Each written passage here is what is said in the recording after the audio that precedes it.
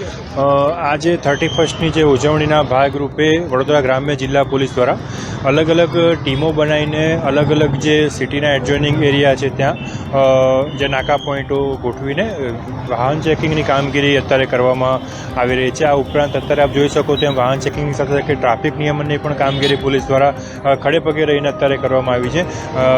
કામગીરીમાં body Warne camera અને જે બ્રેથ એનર્જી સાથે આપણે ડ્રિંક એન્ડ ડ્રાઈવના પણ અત્યારે ઘણા કેસો આપણે કરેલા છે. એની કામગીરી પણ અત્યારે આપણે ચાલુ છે. જી અત્યારે વડોદરા ગ્રામ્ય જિલ્લા પોલીસ દ્વારા અલગ અલગ જગ્યા પર જે આપણે જે પોઈન્ટો રાખ્યા હતા ચેકિંગના તે દરમિયાન ઘણા ડ્રિંક એન્ડ ડ્રાઈવના કેસો કરેલા છે, જેની વિગત આપની સાથે પણ પછી શેર કરવામાં આવશે.